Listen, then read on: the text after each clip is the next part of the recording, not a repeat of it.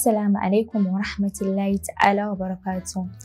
Barkanku da sake kasancewa tare da ni a wannan lokaci kuma a wannan tasha ta Shahidanmu TV.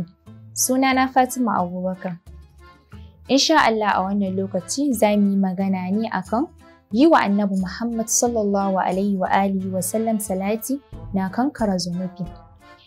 Manzon Allah sallallahu alaihi wa alihi wa sallam yana cewa duk wanda ya tuna da ni har ya yi mun salati to Allah subhanahu wa ta'ala zai gafarta masa zunubansa ko da ya kai adadin saharan alatni.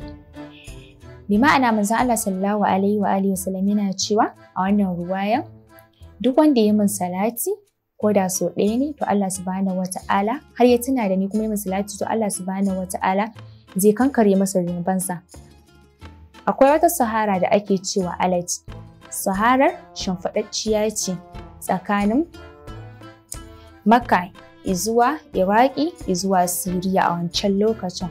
Saboda haka duk wanda ya wa Annabi Muhammad sallallahu alaihi wa alihi wa sallam salati ɗaya to Allah zai kankare masa zunubansa ko da sun kai adadin wannan saharar ne.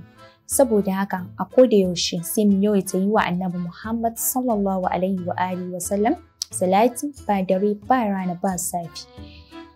Insha Allah a wannan lokaci iya abin da nake tafa da shi kenan.